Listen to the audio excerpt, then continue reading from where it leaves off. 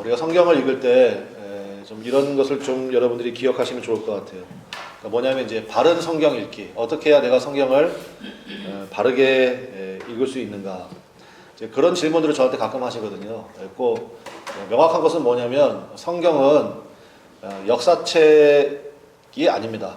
역사책이 아니고 그리고 과학책도 아니에요. 그래서 이제 뭐 창조과학회 이런 데서 이제 과학적으로 성경을 자꾸 증명하려고 이제 시도를 하시는데 제가 뭐 그 시도가 나쁘다는 게 아니라 근데 우리가 명확하게 알아야 돼요.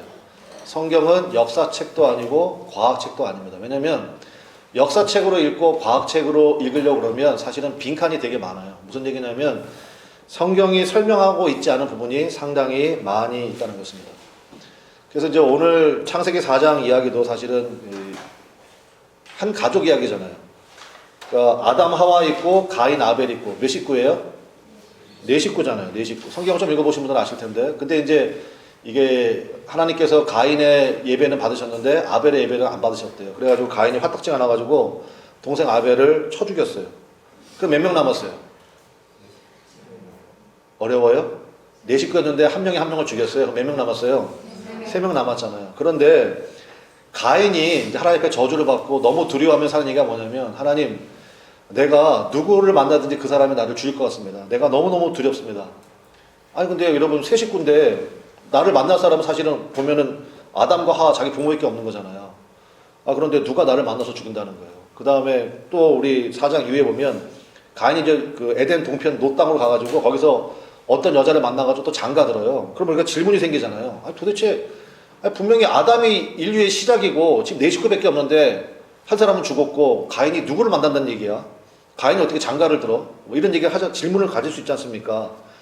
근데 이제 사실은 이제 답은 있어요. 창세기 5장 4절에 보면 아담과 하와가 가인과 아벨만 낳은 게 아니에요. 많은 자녀들을 낳았어요. 그러니까 그게 뭐예요? 얘기를 안 한 거예요. 왜냐하면 성경은 제가 말씀드린 것처럼 그러니까 영적 계대, 영적 흐름이란 게 있잖아요.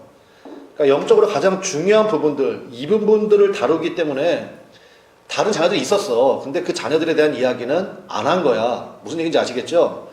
그래서 이제 그 당시에는 이제 근친상간이 죄가 아니었잖아요. 그러니까 많은 자녀들이 있었다고요. 이미 곳곳에 터져가지고 자기 나름대로 번성하고 있었어요. 그리고 이제 뭐 소식은 들었을 거 아닙니까? 어쨌든 간에. 어떻게 큰형이 둘째 형을 죽였어. 저 큰형 안 되겠네. 그래가지고 또 막 그 동생들이 또 막 들고 날 수도 있잖아요. 그러니까 그 얘기 한 거예요. 그 얘기. 그래서 성경은, 그러니까 성경이 말하고 있지 않은 부분에 대해 가지고 너무 관심을 가질 필요가 있다, 없다? 없다. 그러니까 성경은 역사책도 아니고 과학책도 아니고. 그럼 목사님, 성경을 어떻게 읽는 게 좋아요? 성경은요, 간증으로 읽으면 됩니다. 뭐로 읽으면 된다고요? 간증으로. 예를 들어 가지고 어떤 사람이 너무너무 힘들었어요. 경제적으로 너무너무 힘들었어. 그래서 하나님 앞에 나와가지고 기도했어. 그랬더니 하나님이 희한하게 길을 열어주셨어. 그래가지고 일어섰어. 그럼 앞에서 간증을 하잖아요. 그 간증을 할 때 그 간증 속에는 팩트가 있어요, 없어요? 분명히 있죠. 분명히 팩트가 있지. 그러니까 어려웠고 힘들고 그런 팩트가 있었잖아요. 그런 상황이 있었잖아요. 그런데 간증이 역사, 서술과 다른 이유는 뭐냐면 해석이 들어가잖아요. 그러니까 사실은 어떻게 보면 되게 주관적일 수 있잖아요. 내가 이렇게 힘들고 어려웠는데 힘들고 어려울 때 할 거 되게 많습니다. 그렇잖아요? 어떤 사람 막 아주 고리에 이자를 쓸 수도 있고, 그 다음에 이제 이 사람처럼 와서 하나님 앞에 기도해가지고 하나님 앞에 매달려가지고 금식하면서 문제를 해결할 수도 있고 이렇잖아요. 그래서 그 뒤 사건에 하나님께서 나에게 어떻게 하셨는지를 해석하는 거예요. 그게 바로 간증이잖아요. 그러니까 그 해석이 중요하다고요. 그래서 따라서 이 신앙 공동체에 동의가 있어야 된다는 것입니다. 그래서 신앙생활은 절대로 혼자 하는 게 아니에요. 그래서 여러분의 삶 가운데서도 우리 같이 신앙생활 사람들 가운데 그 동의를 받는 거, 그게 상당히 중요하다고요. 그게 성경이 전부 다 그 얘기예요. 힘들고 어려운 상황이 있습니다. 근데 그 힘들고 어려운 상황 가운데 하나님께서 이렇게 역사하셨다. 그것에 대한 해석을 가지고 있는 거예요. 그 해석, 신앙 공동체의 동의를 받은 그 해석이 바로 그게 모이고 모여서 그게 바로 뭐가 된 겁니까? 그게 성경책이 된 거예요. 그게 성경 말씀이라고요. 그러니까 서로 간에 적용이 되는 거죠. 그리고 신앙 간에 성숙해지는 그런 은혜가 있게 되는 거죠. 그래서 성경을 그렇게 간증집으로 읽을 때 이게 은혜구나. 하나님이 이렇게 역사하시는구나. 그래서 해석의 기준이 세워지게 된다는 것입니다. 그래서 그게 성경을 바르게 읽는 부분이에요. 그래서 성경 가지고 논쟁하는 사람은 사실 제가 보니까 필요 없다는 게 아니라 좀 이렇게 성경을 바르게 접근하는 방식은 아닌 거죠. 성경을 통해서 내 삶에 풀리지 않는 문제들이 이게 도대체 뭔가 다 있거든요. 이미 다 있습니다. 그러니까 그런 것들을 만나는 거예요. 그래서 이제 팩트는 좀 알아야 되니까, 상황은 좀 알아야 되니까, 그래서 성경 공부는 좀 필요해요. 역사적인 흐름이나 이런 것 좀 알아야 되기 때문에. 그리고 그 다음에 그 상황 가운데 하나님이 어떻게 역사하셨는지 그 해석을 붙드는 거예요. 그렇게 해석을 붙들고 그러면 성경을 읽을 때 재미가 있다고요. 재미도 있고 그리고 성경 말씀을 정말 사랑하게 됩니다. 여러분 그런 거 있잖아요. 참 삶에 이게 도대체 이게 뭔가 막 이런 도대체 이게 어떻게 되는 건가 지금 상황이 왜 이렇게 돌아가나 답답한 거 있지 않습니까? 그때 말씀을 통해 가지고 이게 응답되고요. 여기에 이게 있네. 그 찾아가는 그 재미가 있다고요. 기쁨이 있다고. 그래서 예수님께서 뭐라고 그랬어요? 말씀은요, 밭에 감추인 뭐와 같다고요? 보화와 같다. 보화와. 그래서 그 보화를 발견하면 너무너무 기쁘죠. 여러분 그렇게 성경을 읽고 그렇게 말씀을 사랑하게 되시기를 주님의 이름으로 간절히 축원합니다. 오늘도 사건도 마찬가지예요.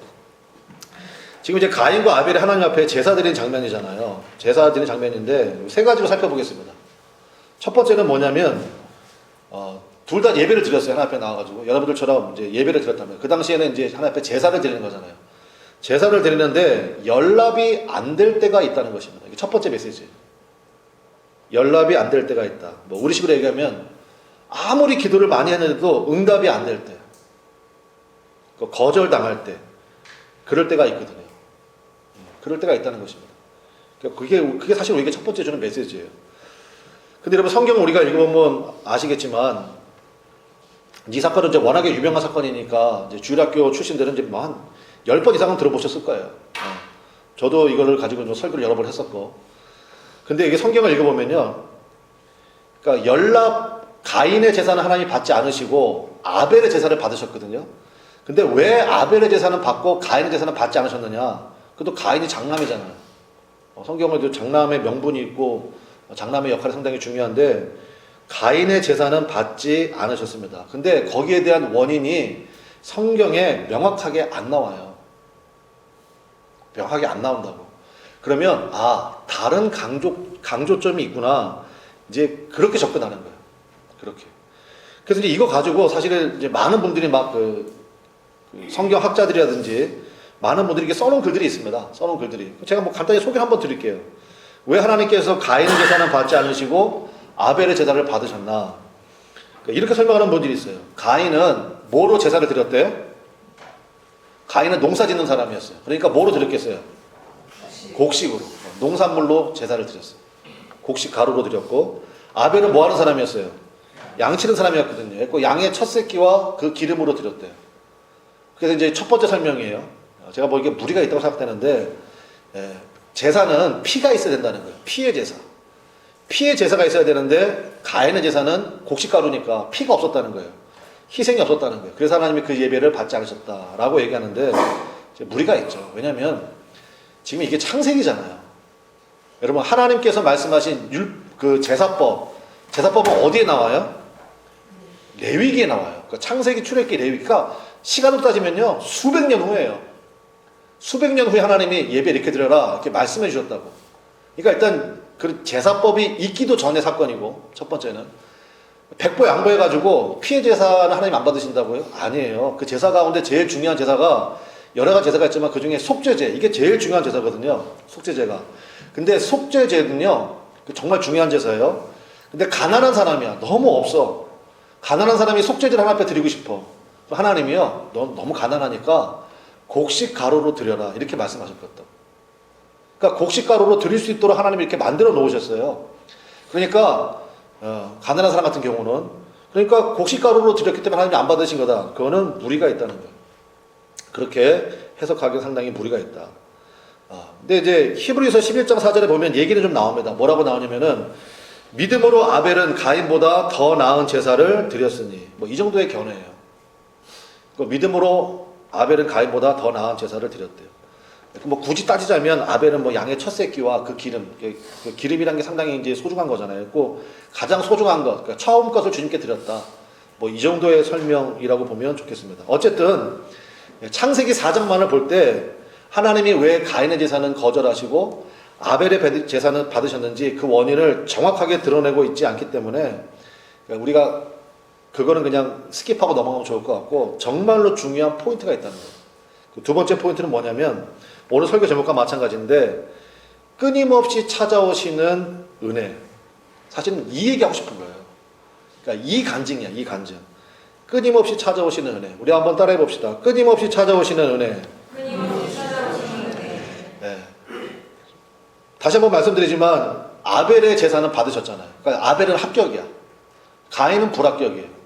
그럼 여러분 같으면 합격한 사람하고 얘기할 거 아니에요. 그렇죠? 합격했으니까 합격과 불합격이 있는데 합격한 사람하고 얘기할 거 아닙니까? 그런데 하나님은 그게 아니라는 거예요. 예배에 성공한 아벨을 찾아오지 아니하시고 실패한 가인을 찾아오셔서 얘기를 하신다는 것입니다.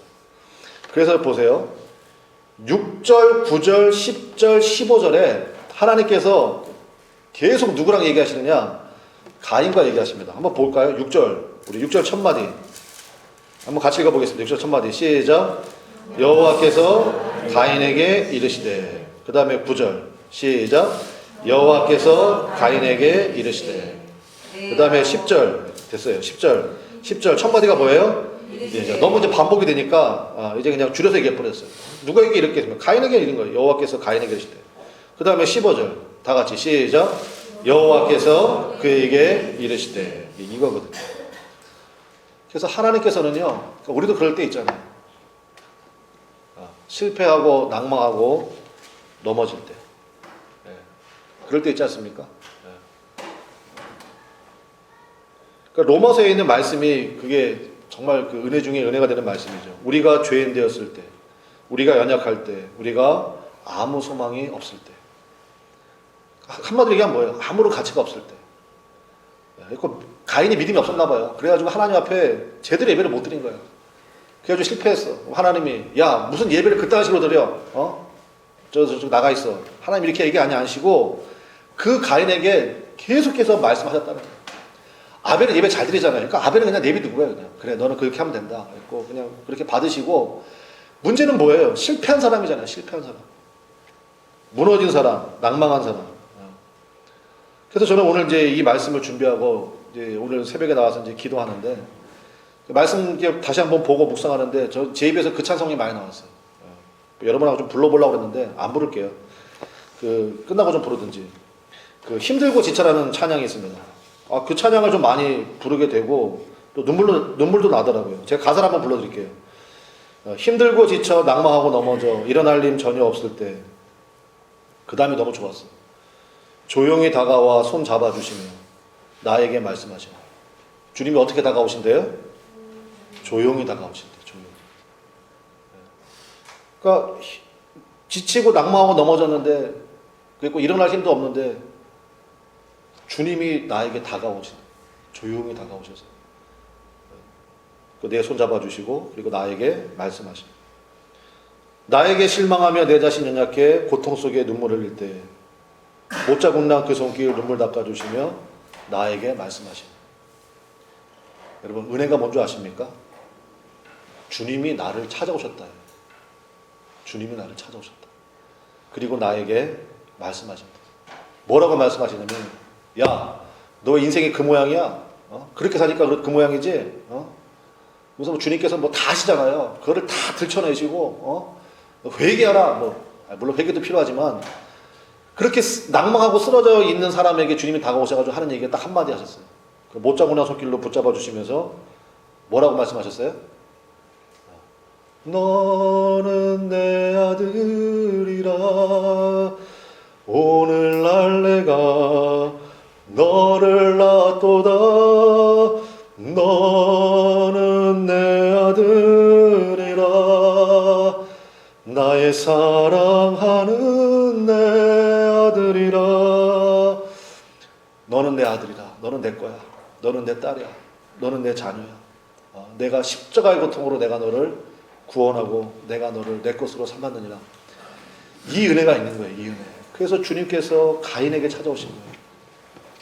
끊임없이. 저희 4번이나 찾아왔다 그랬잖아요. 4번이나. 왜냐? 한 번 말해서 알아들으면요, 오겠어요, 안 오겠어요, 하나님께서? 안 와. 말귀도 못 알아들어요, 그러니까. 하나님 오셔가지고 하신 얘기가 뭐냐면, 6절에 한번 보겠습니다. 6절에. 6절 한번 볼까요? 주님께서 찾아오셔가지고 하신 얘기가 6절. 여호와께서 가인에게 이르시되 내가 분하여하면 어찌 됨이며 안색이 변함은 어찌 됨이냐. 처음에 찾아오셔가지고 왜 안색이 그 모양이냐 이 말씀하셨어요. 왜 이렇게 안색이 안 좋니? 그렇게 얘기하셨다고. 그 다음에 7절 볼게요. 7절을 한번 다 같이 읽겠습니다. 7절 다 같이 시작. 네가 선을 행하며 어찌 낯을 들지 못하겠느냐. 선을 행하지 아니하면 죄가 문에 엎드려 있느니라. 죄가 너를 원하나 너는 죄를 다스릴지니라. 아멘. 네가 뭐를 행하면요?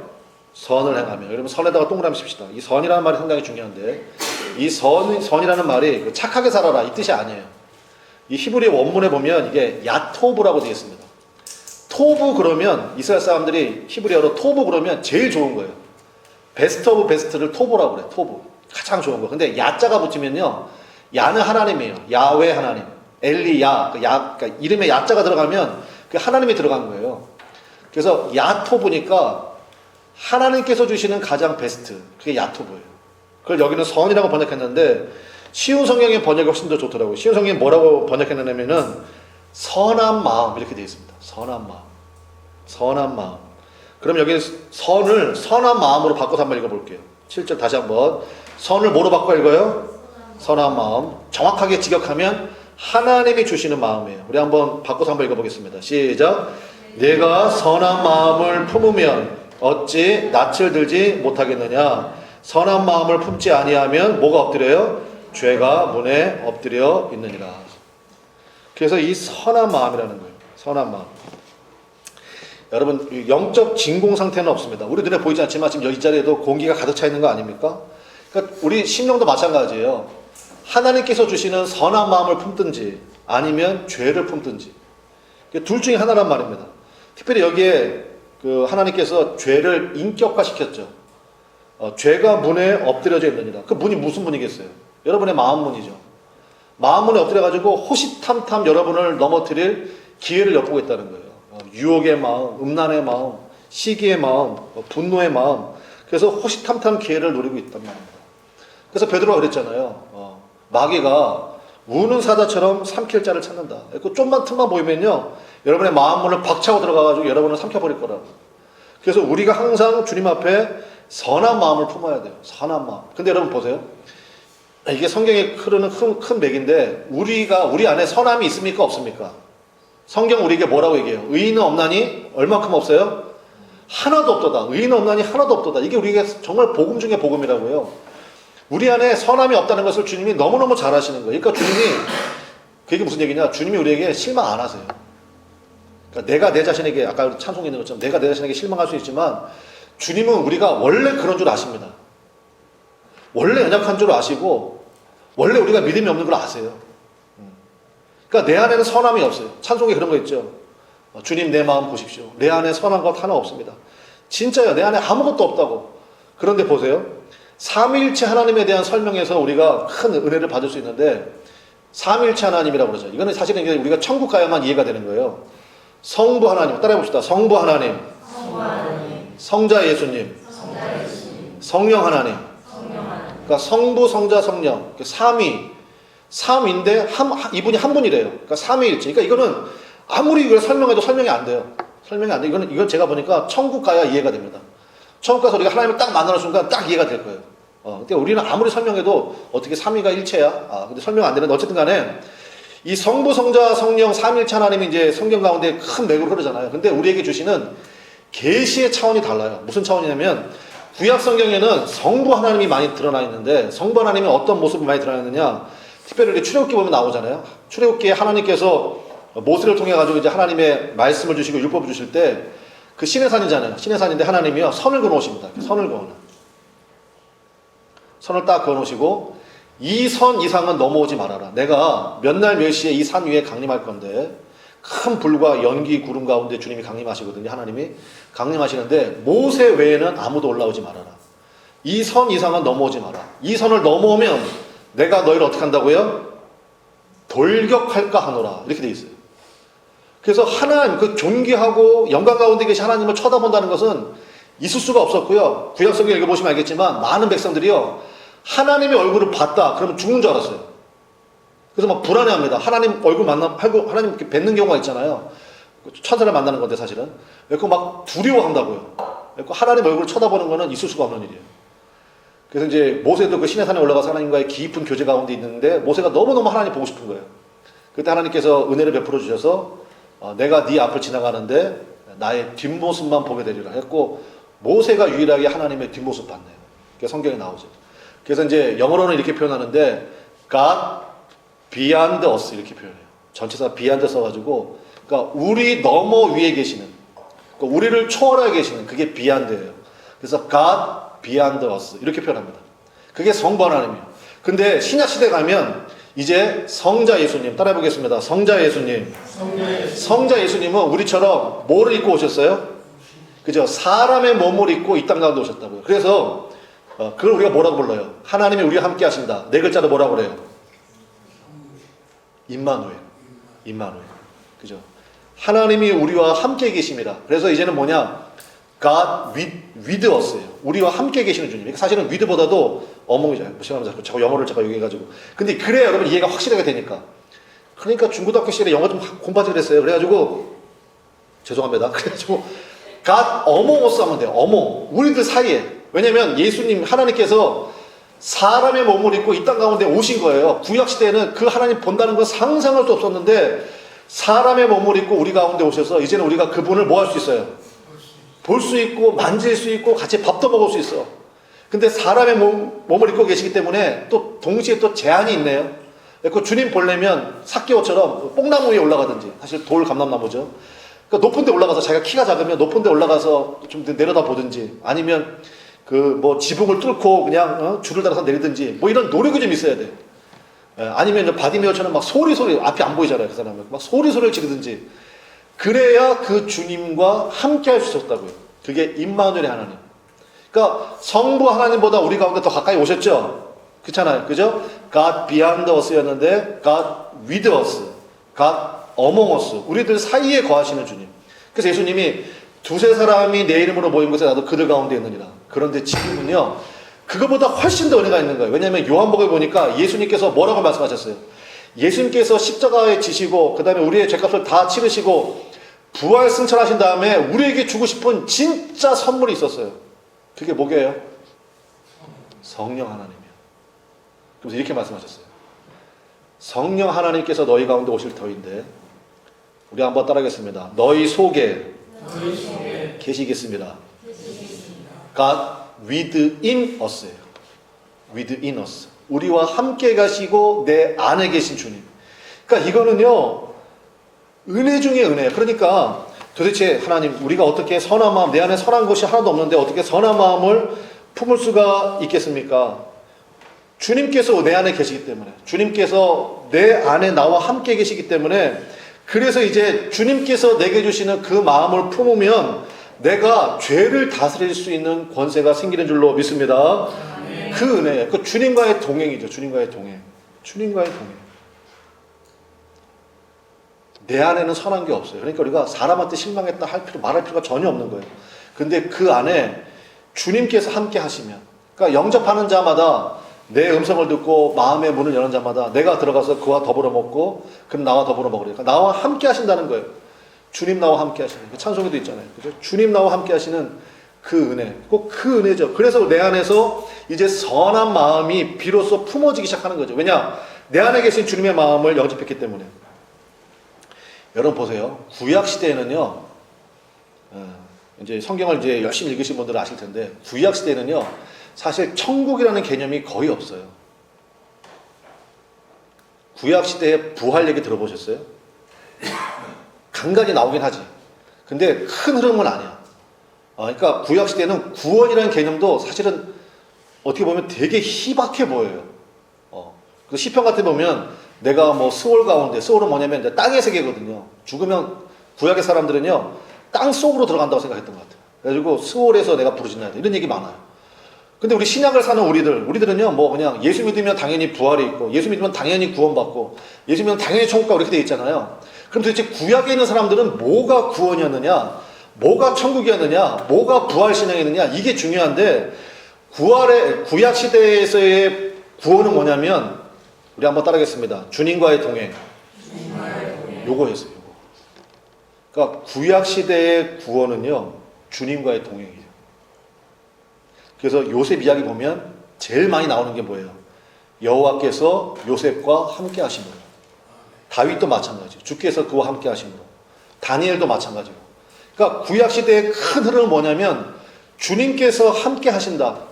그게 큰 흐름이었어요. 그게 구원이었고, 그게 천국이었고, 그게 부활이었다고요. 그러면 구약 시대가 불행하냐? 아니에요. 제가 보니까 묵상해 보건데 구약 시대 사람들이요, 우리 신약 시대, 지금 은혜 시대라고 부르잖아요. 은혜 시대에 사는 우리들을 비판할 것 같아요.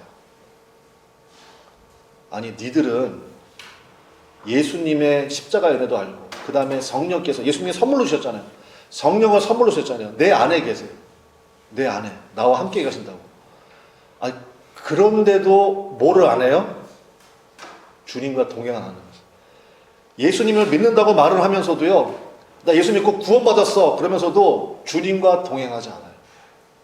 주님과 동행하지 않아요. 그냥 주님은 교회에 계신 분이야. 일주일에 한 번 가서 그냥 주님 얼굴 뵙고 예배 드리고, 그리고 일주일 동안은 그냥 내 스타일대로 살아요.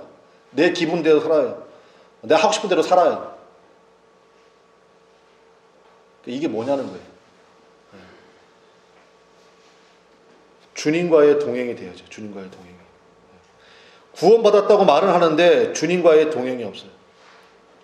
그런 얘기 들어보셨죠? 이게 우스갯소리긴 한데, 꼭 어떻게 해가지고 천국을 겨우 갔대요. 뭐 이제 부끄러운 구원이 있잖아요. 천국에 겨우 갔어. 정말 하나님께서 은혜와 긍휼을 많이 베풀어 주셔가지고 어떻게 해가지고 천국을 겨우 갔어. 근데 이 땅에 사는 동안에 주님과의 동행이 한 번도 없었어. 그러니까 천국에 딱 가니까 당연히 예수님 맞이해 주실 거 아니에요. 그래가지고 예수님 만날 때 그렇게 인사했다면서요. 예수님 만나가지고 처음 뵙겠습니다. 말씀 많이 들었습니다. 여러분, 그게 얼마나 민망한 사건이에요. 아니, 천국은 주님께서 통치하시는 곳인데 이 땅 가운데는 내 마음대로 살았거든. 내 기분대로 살았거든. 내가 기준이었거든요. 그렇게 사는 사람이 진짜 아닌 게 아니라 천국에 어떻게 가게 됐더라도 그 사실 상당히 서로 민망한 거 아니에요? 아니, 근데 이 땅 가운데 주님과 깊은 교제와 사귐 가운데 있던 사람은요, 그 주님을 뵙는 순간 얼마나 기쁘겠어요. 이 땅 가운데 주님과 동행했기 때문에 천국에 가서도 너무너무 자연스러운 거죠. 여러분, 한번 그런 적 없으세요? 살면서? 아니, 어떤 분을 만나긴 많이 해야 되는데 되게 불편한 자리야. 아니, 여러분, 그럼 되게 갈 때부터 부담되잖아요. 그죠? 근데 친한 사람이야. 그냥 내가 죄송합니다. 그 앞에서 내가 트림을 해도 전혀 인상 쓰지도 않고 오히려 그냥 시원하게 그냥 아주 그 정도 편한 사이야. 아니, 그런 사람하고 그냥 김치하고 깍두기가 밥만 넣고 먹는 게 편하지. 격식 차리면서 그 불편한 자리에 앉아가지고 여러분 얼마나 힘들어요. 그냥 빨리 나가고 싶지.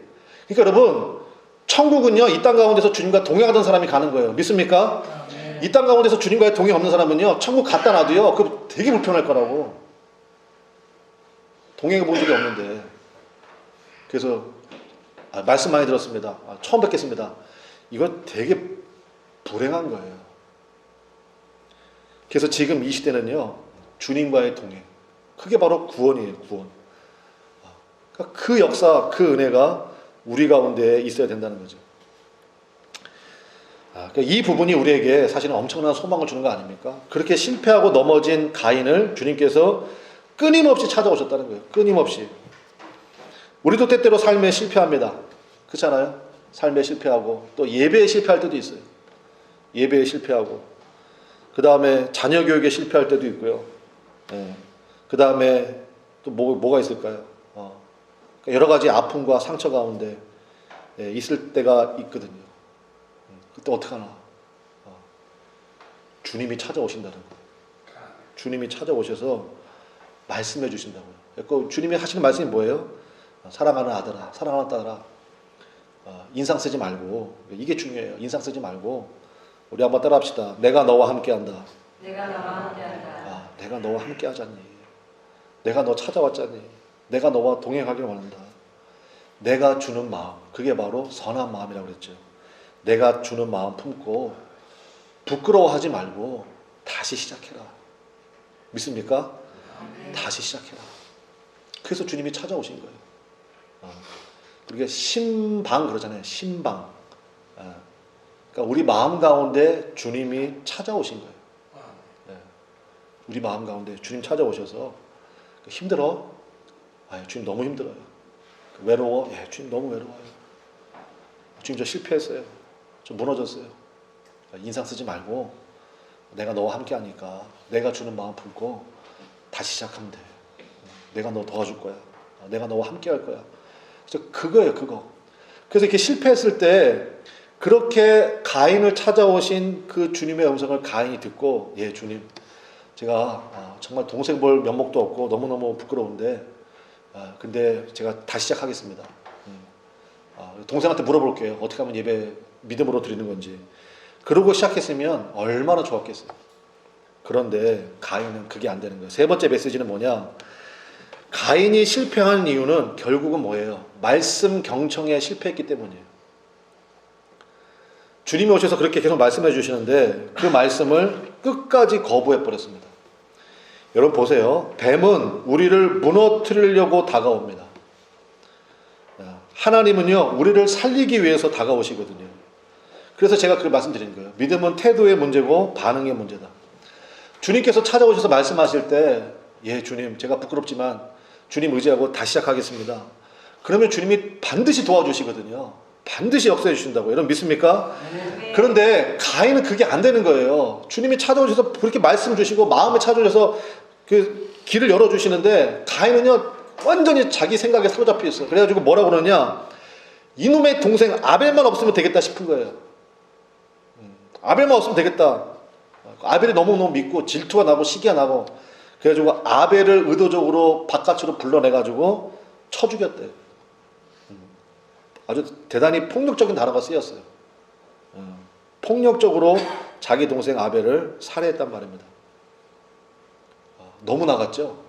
그런데 하나님이 또 찾아오셨어요. 그러니까 끊임없이 찾아오시는 은혜예요. 또 찾아오신 하신 말씀이 뭐냐면, 찾아오신 이유가 뭐겠습니까? 이제 회개할 기회를 주시기 위해서 찾아오신 거죠.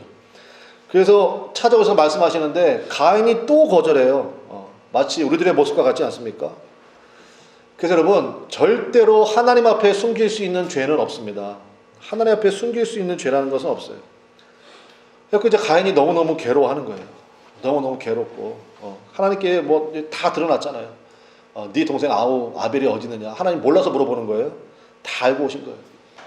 근데 가인은 뭐 내가 아벨을 지키는 자입니까? 그러고 아벨 모르겠다 그러고. 근데 하나님이 밝히 말씀해 주시니까 이제 너무너무 두려운 거죠. 그러니까 여러분, 결국은 죄를 따라가게 되면요, 내 삶에 두려움밖에 안 남아요. 괴로움밖에 안 남는다고. 그랬고, 하나님 말씀에 대한 거절은요, 결국은 죄가 나를 지배하게 만들고 죄가 나를, 내 인생 통째를 삼켜버리게 만든다고요. 말씀의 결론 맺겠습니다. 그래가지고 이제 가인이 완전히 끝장났나요? 아니에요. 그래서 가인이 너무너무 두려워하잖아요. 그러니까 죄의 마지막은 두려움이거든요. 그래서 나를 만나는 자가 나를 죽이겠습니다. 이렇게 두려워하고 있을 때 15절 우리 중간에 봅시다.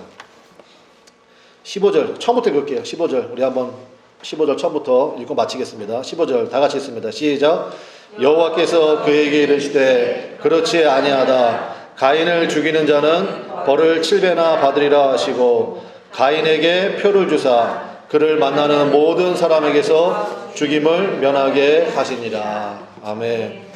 네, 아담과 하와가 실패했을 때도 그들의 부끄러움을 가리기 위해서 하나님께서 가죽옷을 지어 입히셨거든요. 3장 21절에 보니까 여호와 하나님이 아담과 그의 아내를 위하여 가죽옷을 지어 입히시니라.